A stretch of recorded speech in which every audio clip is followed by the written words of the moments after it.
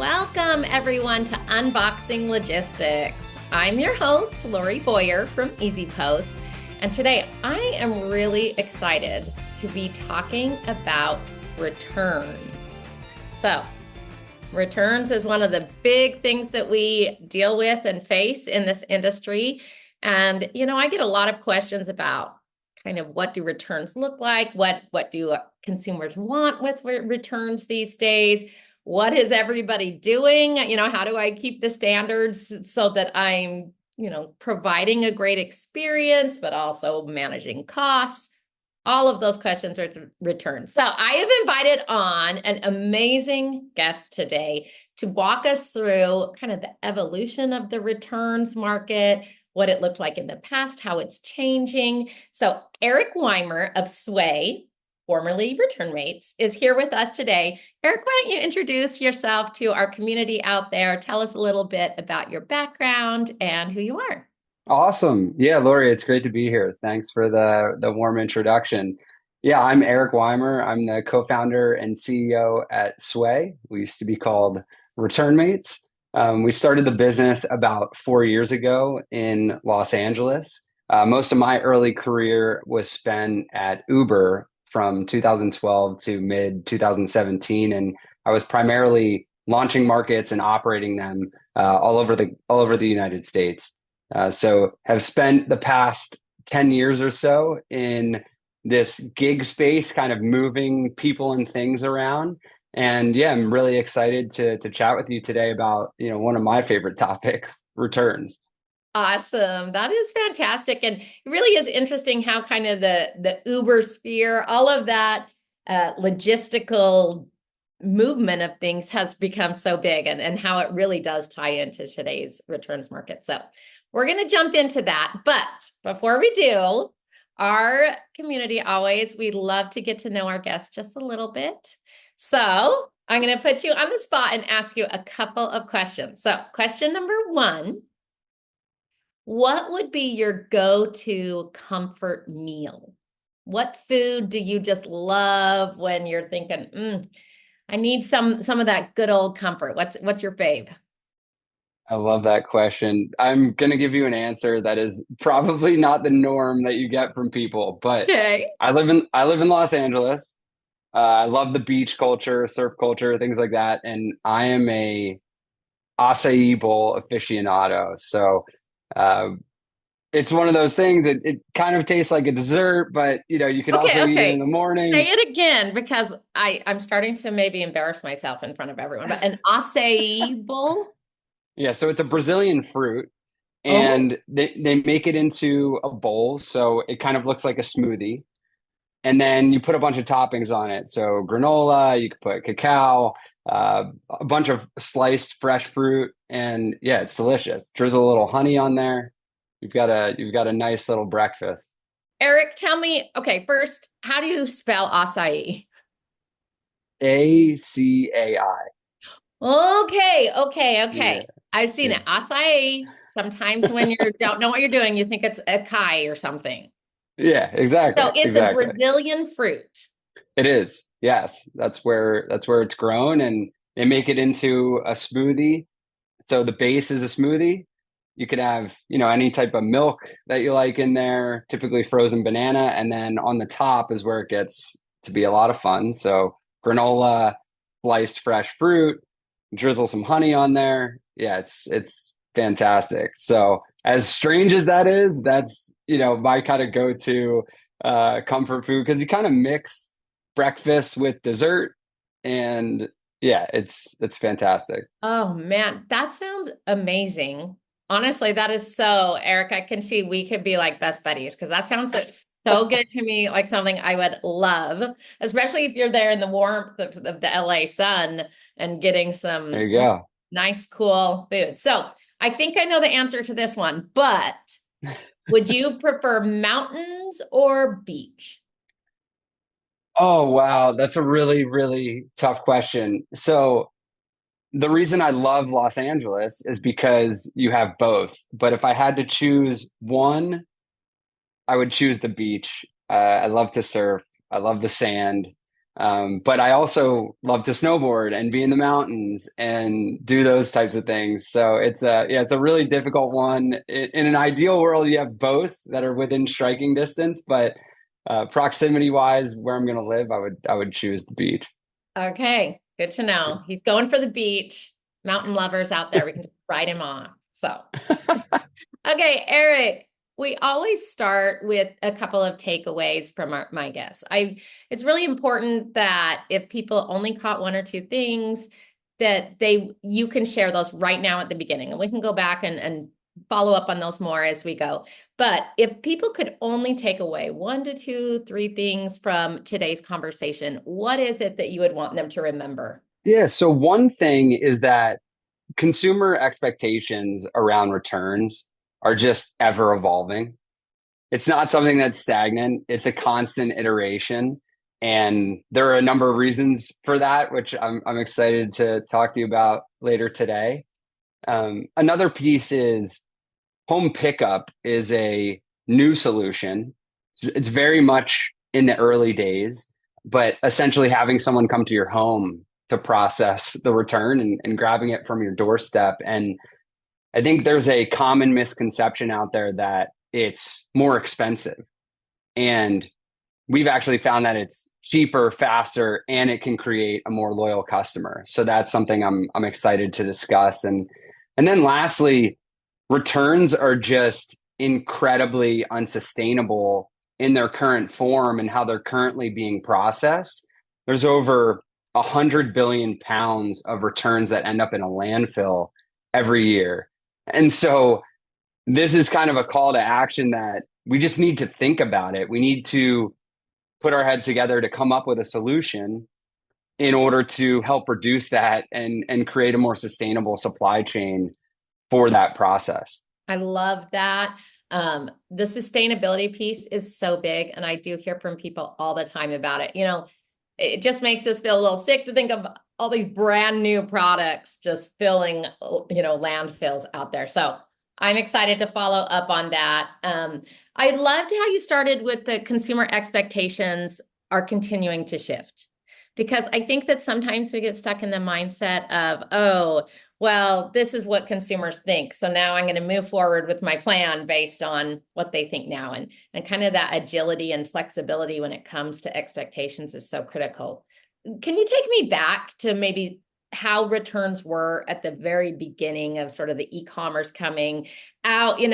When I was young and there wasn't really even e-commerce around, you just took, if you had a problem with something, you just took it back to the store because you bought it at a store. So, let's remind everybody kind of how did returns start, and how does that evolved a little bit? Yeah, totally. I mean, I think if depending on how far we go back, just the earliest days of e-commerce, in most cases you didn't return anything, right? Most of these sellers didn't accept returns. I remember buying a video game on eBay when I was a kid, and there was just no option to return. You also had no idea when the item was going to show up or if an item was going to show up at all. And so that kind of leads into when e-commerce became a little bit more prevalent. So the way you would process a return is you would have to contact the company. Hopefully you could get a hold of the company. They may have you fill out some type of form. So you'd go through some arduous process to let them know why you're sending the item back. There was typically a very short return window that you had to abide by, and you had no visibility on how the item was getting back or when it got back, and then refunds could take weeks or months. So we think about where returns are today compared to that. It's come a long way, and it's come a long way because of the penetration that we've seen into online shopping and e-commerce as a whole. It seems like that would have been a barrier early on with e-commerce, that people didn't want to buy things online because of the returns process. So I guess, how did it shift? How did they overcome that barrier and start being more, willing to do returns? Yeah, absolutely. I think what these companies found after speaking to customers and continuing to sell more online was that there's this psychological moment that you have when you're thinking about buying something.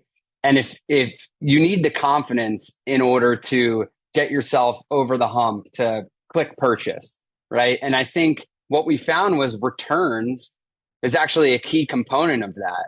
So if the customer up front knew what the return policy was, it was very clear, and you could reduce the friction for them to get that item back, you're more likely to purchase. And so the whole return side of the equation has played a very key role in just opening up the floodgates to people purchasing online. So I have a kind of question for you. So I've noticed I'm almost a Gen Xer, kind of right on that border with millennial, but my daughter is Gen Z, early 20, and I am not very good at returns. And I'm wondering if it's related to. So I'll buy stuff and then I don't get around to returning it. And so I'm a little more hesitant, where my daughter literally, Eric, I swear she buys stuff and returns something every day. She's grown up, I guess, maybe with that trust just already built in, where I'm like, oh, that's not a natural part of my process. Do you feel like, I guess, certain generations maybe that you had to approach them differently with returns? Or am I just kind of a dinosaur maybe who's a little bit slower? I truly believe that each generation has a certain level of education on returns, at least a foundational education on just how to process these things. And yeah, what we're seeing with Gen Z is they grew up purchasing things online, right? Whereas we may not have, purchased as many things, and the return process was kind of still evolving dramatically when we were doing our first purchases. So absolutely. I think what we found is there's a bunch of different types of shoppers. There's the shopper that doesn't return anything, right? They buy online, but they don't return anything. There's people That's me that, sometimes, yeah, Eric. yeah, Terrible. exactly. I'm the type of person that I'm constantly buying online and constantly returning, just part of the process. Mhm. And then there's another type of shopper that doesn't shop online at all, right? They're actually just shopping in person. And so those three personas all kind of play a role in the expectations that we have around the purchasing process and the return process. And yeah, it's a really interesting dynamic. But it's clear that in order for everyone to get to that same level of having that comfort, the process has to continue to evolve. Yeah, I love it. And you mentioned, one of the things you mentioned in your takeaways was that kind of pickup sort of service. And I can see, and we're going to get into that in a little bit, but I could see how a person like me, that may be, if your target audience is somebody like me, that would be very attractive, because I obviously just don't get around and I end up having items that I pass the window date and I'm just stuck with. So we'll get back to that, but I want to talk about it. One thing I'd question for you. So we really can't talk about returns or anything e-commerce almost without mentioning Amazon. How did Amazon come in and kind of impact just the industry when it comes to returns? Yeah, so I'll start on the other side of the equation, which is the purchasing, because I think Okay. it's a really, really important piece of the puzzle. But Amazon has made the purchasing process incredibly seamless. There's a reason why we open that app up and within a click, you can purchase something. And so I think that was one of the core attributes of that service that helped drive more e-commerce penetration.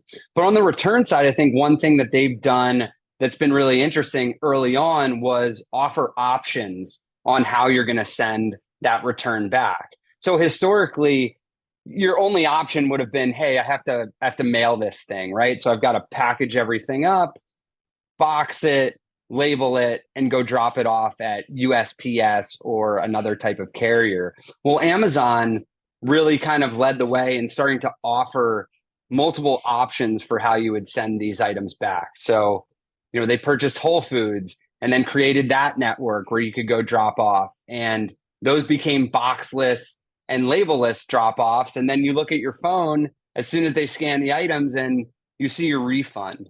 So that's getting people back into the ecosystem really quickly. So that whole process end to end, I think, is something Amazon did really well, focusing on the customer experience. But what we sometimes don't realize is that ends up being the reason that we go back, right? The reason that we continue to purchase. So creating a seamless experience is just really critical. And Amazon, we sometimes in the industry, if you're, that fight against Amazon, it feels like this behemoth that, you're trying to compete with Amazon. But the truth is, Amazon's really opened a lot of doors for everybody else. In a way, it was the Amazon that got me feeling comfortable buying things online. At first, I only ever bought things on Amazon, got used to that, and then it sort of spread to everyone else. Similarly, I was just reading an article that mentioned how, Amazon this year on Prime Day broke all their records for the most sales.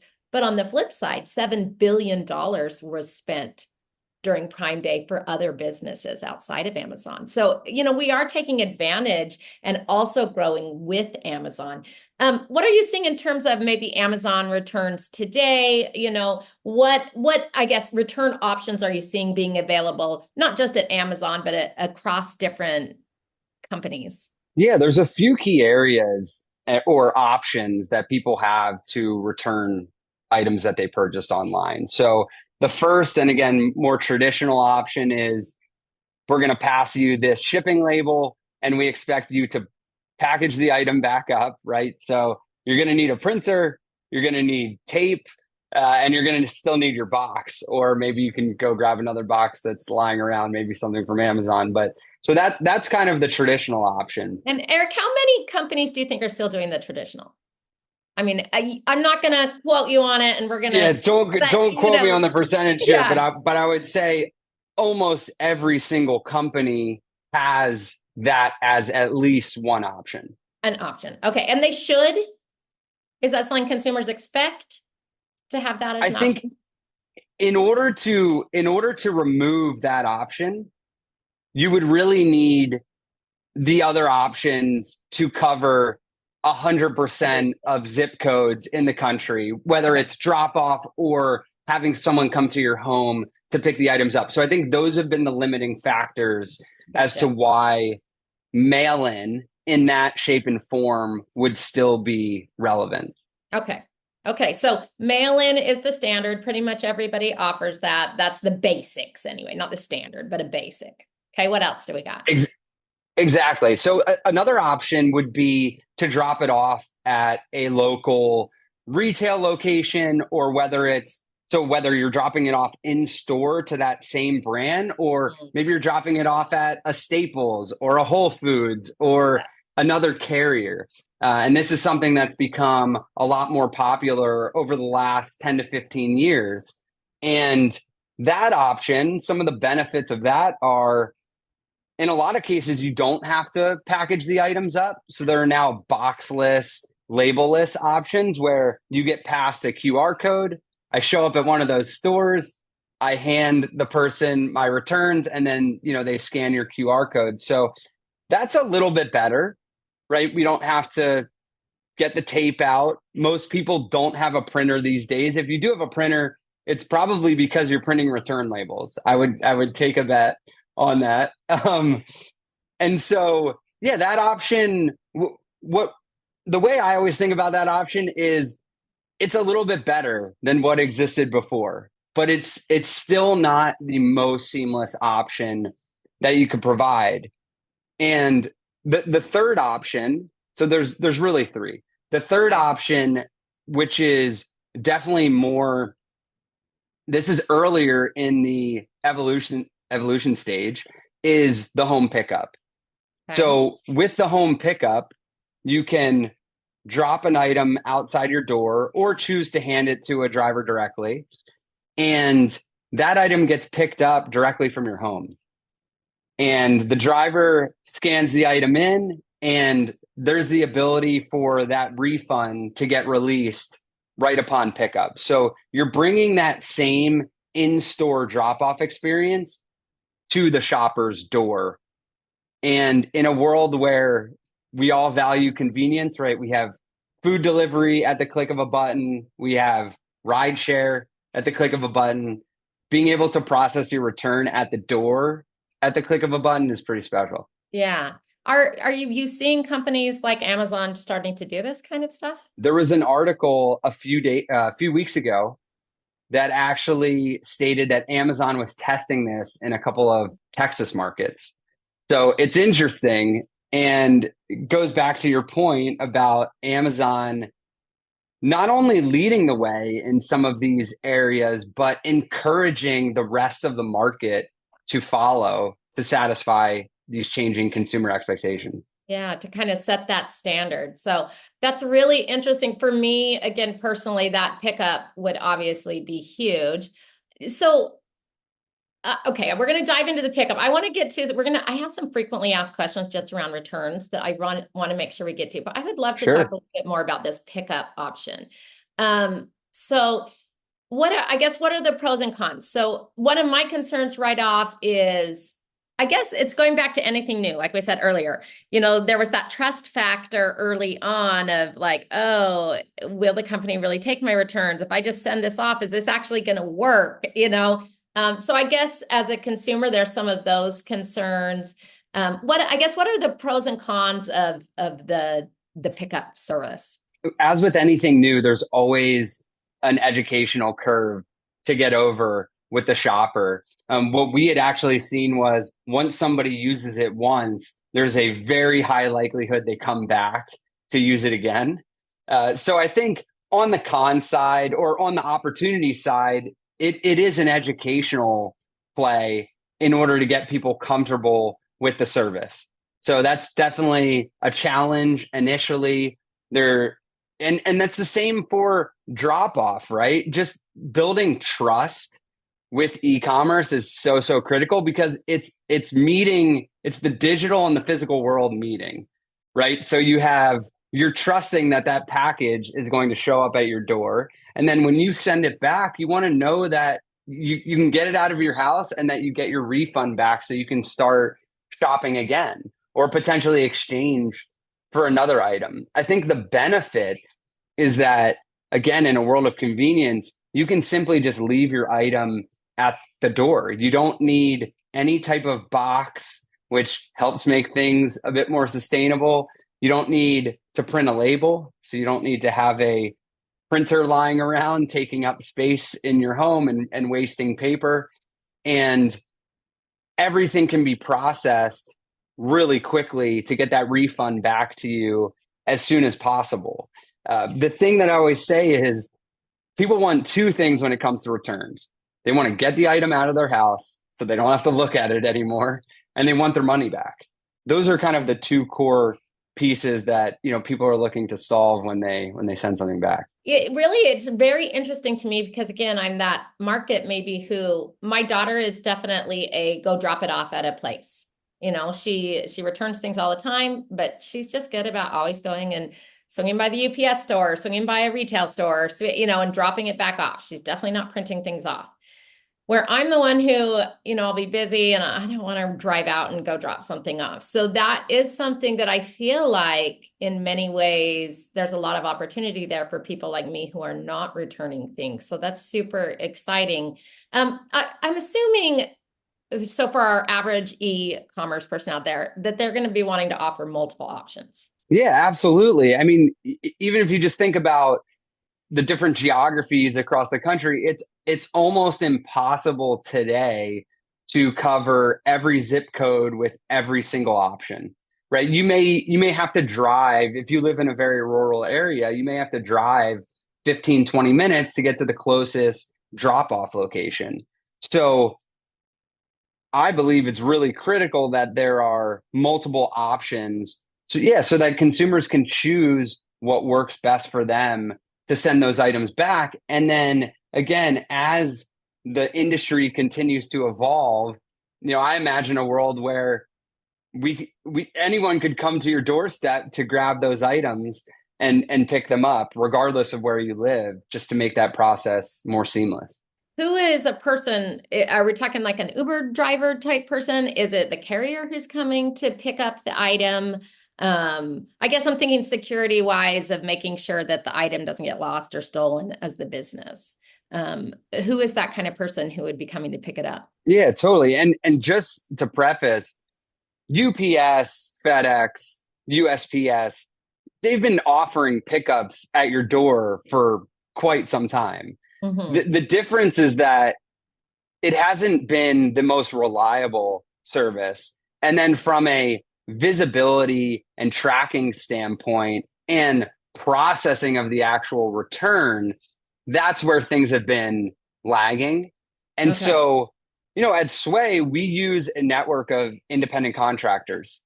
So, similar to how Uber contracts with drivers or for Uber Eats, people delivering food, the difference is these folks are on 30 to 50 stop routes in a neighborhood, and they're not just doing return pickups, they're doing deliveries as well.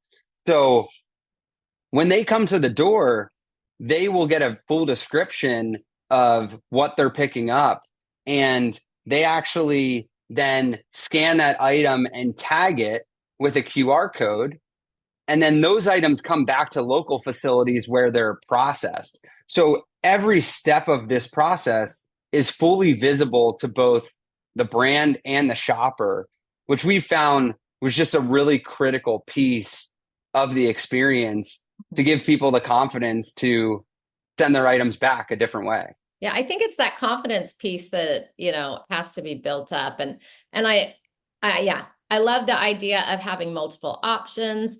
How do you recommend? So let's say that you are wanting to add new return options or that you're just shifting your current returns, maybe you're changing the window of returns or doing anything. How do you recommend people communicate their policies and their options to customers? I think it's best to always be transparent and upfront. There's a reason why you're seeing brands return options or return policies on the landing pages of their websites or on the product under the product descriptions, because again, it's encouraging you to purchase if you know that it's a seamless returns process. So that's a really critical component. I mean, I would recommend definitely doing the research on the different return portals out there, because the return management systems, because they are the ones that really are able to offer you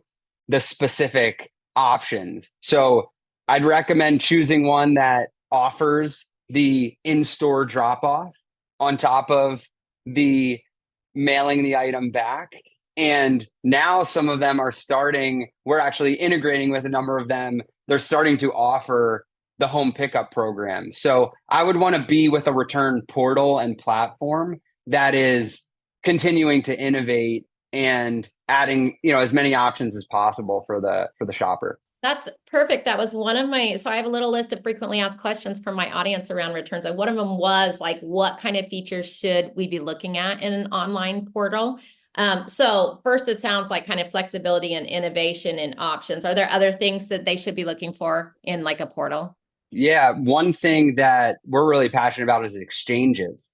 So when you're thinking about, okay, how do I reduce my overall returns, right? Because the goal of home pickup is not to increase the return rate, it's just to provide a more convenient option for how people are sending their items back. So exchanges is a really interesting option, because at the end of the day, the brands want to just drive more sales. So if I didn't get the right item, help me get the right item. Is it a color issue? Is it a size issue? Now that obviously relates more to apparel, but Yeah. if it's electronics, perhaps there's another model that you would like just as much or more Mhm. as the one that you're sending back. And so looking for a portal that offers a really seamless exchange process is, I think, really important when, considering a new platform. Okay, so exchange process, lots of flexibility. I love that you brought up the fact that we're trying to reduce returns. Any other tips around helping companies who do feel overwhelmed with returns? What are some just basics that they can do to try to cut back? Yeah, so I mean, I'm looking at this from because we're all consumers too, Yeah. right? When I purchase something online, just having really accurate product descriptions is always helpful.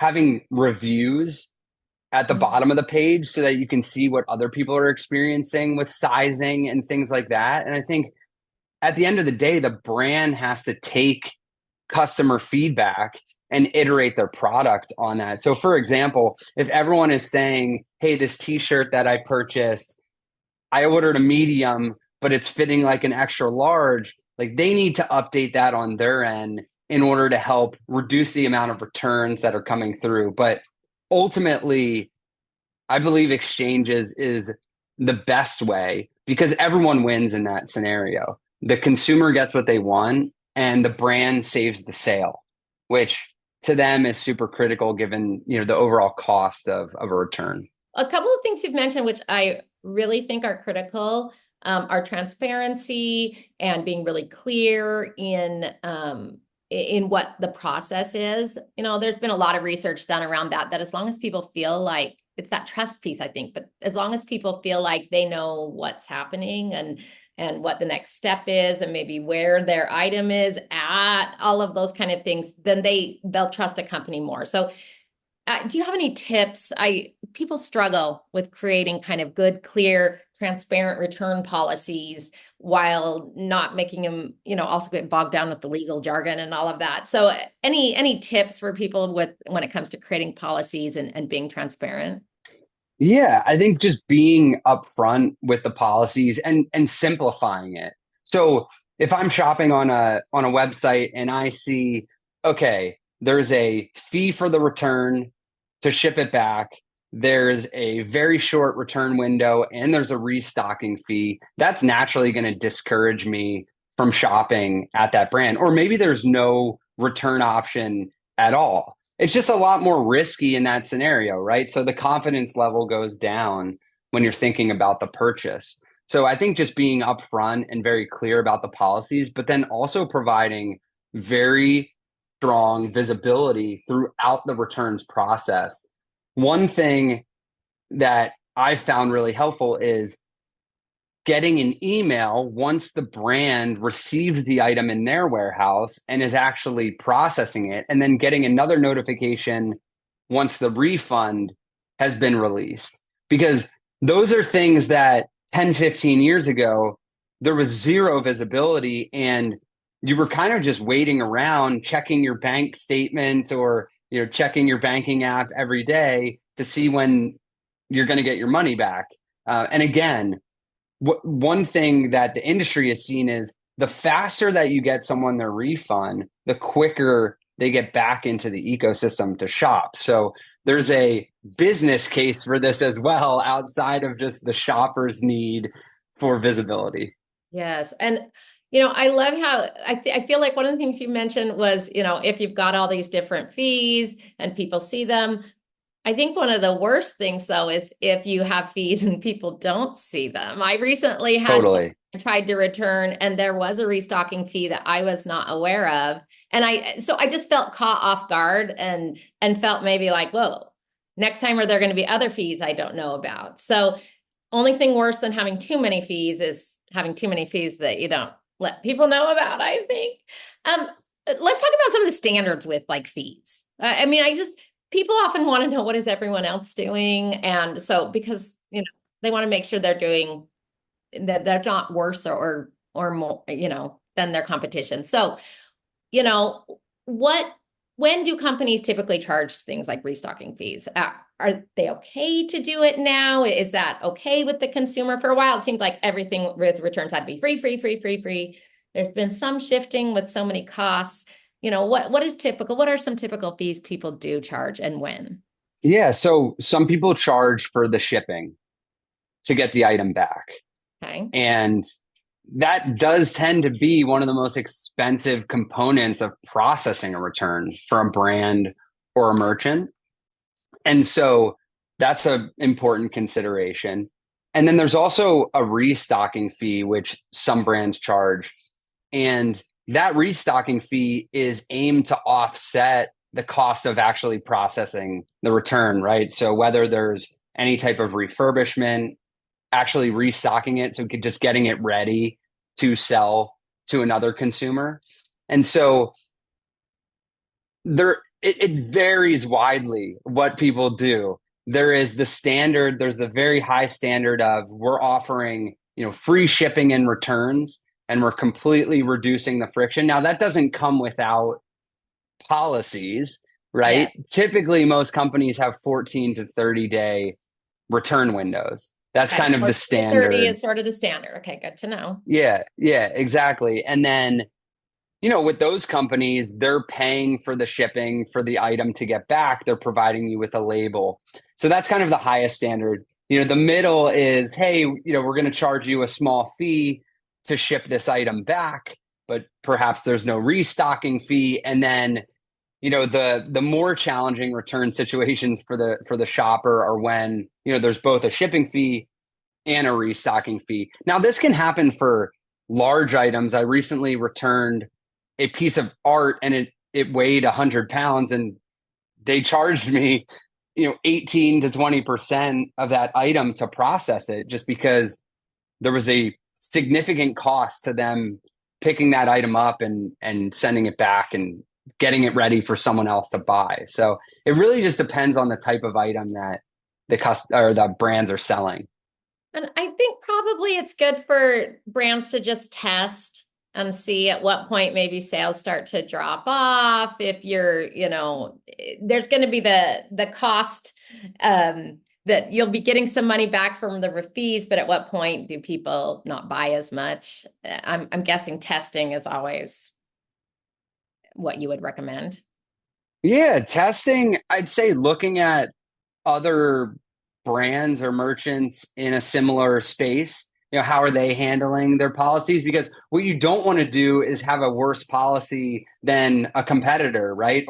If I'm an athletics brand or athleisure brand, and there's a competitor that is free returns and I'm charging for the shipping and a restocking fee, it's just a lower likelihood that you're going to get loyal customers over time, right? They may purchase the first time. You may get a lot of first time buyers, but the key to getting them to come back is you have to build that trust and create a really seamless experience for them on both the purchase and the return. Yeah, absolutely. So we're running a little low on time, but I really want to make sure that we talk on one final piece of cost versus customer experience. So I think that that's kind of a never-ending discussion of, we can create an amazing experience, but it might get a little bit spendy.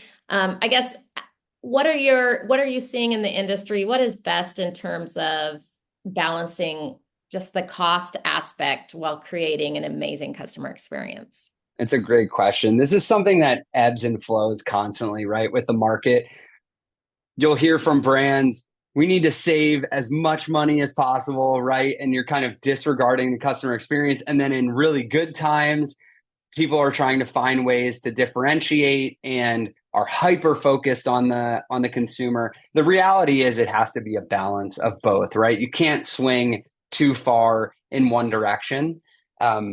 One thing that we've found at Sway is that you can provide the elevated customer experience, but we couple that with consolidation, where we're putting multiple returns from the same retailer in one box and shipping it back in bulk. Those types of things allow you to reduce costs while you're providing the enhanced experience.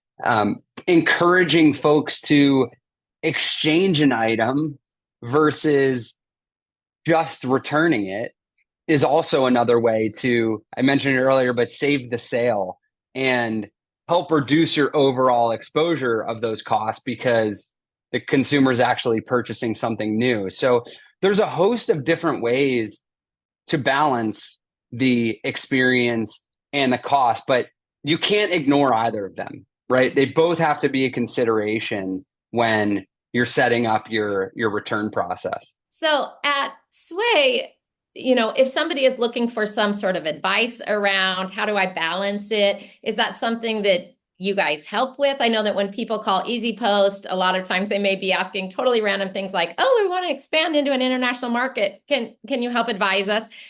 Can people ask you those kind of things about returns? Totally. I mean, one of the cool parts of our process when we're pitching a merchant on our solutions is that we'll actually take a look at all of their returns data. We want to understand, how are people sending items back now? What is the operational flow? Like, where do those items ultimately end up? And then with our local network, since we have, warehouses in all of these local cities, we can then come back to them with a proposal on the path that we would recommend those returns follow to make it as efficient as possible. So again, to help reduce those per unit costs for the return while enhancing the experience with the home pickup, the quicker refunds, the faster processing times. So absolutely, yeah, that's what we enjoy doing is trying to help them build a full-fledged solution, both technically, but also, the dirty work of logistics, right? Moving things around in the physical world. I that's something I can't say enough to our community out there. You have so many resources available to you when you're working with partners and when you have different vendors.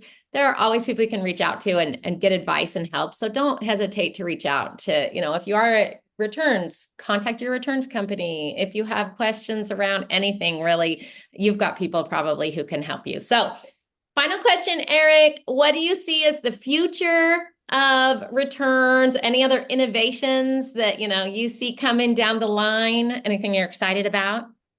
Yeah, I love that question. So the daydreaming is the most fun part It about is. working in this industry. But the vision that we have for returns is eventually, let's say you're getting a package delivered and we open up this communication channel with you, and you can actually hit a button and tell us you want to give us a return at the door when we drop off that delivery. And so that's a pretty amazing experience in and of itself, right? You didn't have to leave. It's boxless, labelless. You place it outside. But the icing on the cake is that you would then get the option to get your refund instantly. So if you think about how PayPal or Venmo or any of these services give you the option to get your money right away, and maybe there's a small fee for that, that's what we envision for returns, because again, at the end of the day, people want the items out of their home and they want to get their money back. And this provides a really good opportunity to get them back into the shopping ecosystem for the brand. So that's kind of the future that we're envisioning. And then that item, instead of that item going back and perhaps getting thrown out or ending up in a landfill, if that item's not going to go back on the shelf, we can help resell it. We can put it on a secondary marketplace, give that item a second life. So that's really what we get excited about longer term, and want to continue to innovate in the industry.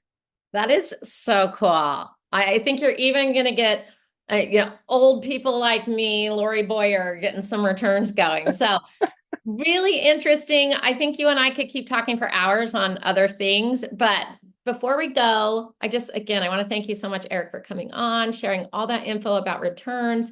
Community out there, if you have any questions, please feel free to reach out. Even if it's just around standards or things, ideas for how to make a great customer experience when it comes to returns. Eric, is there somewhere that people can connect with you? Are you on LinkedIn if they want to learn more from you?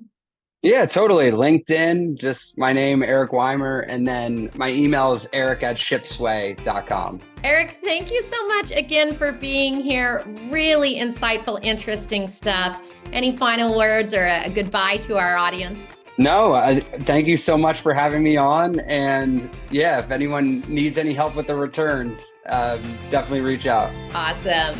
We'll see you all next time.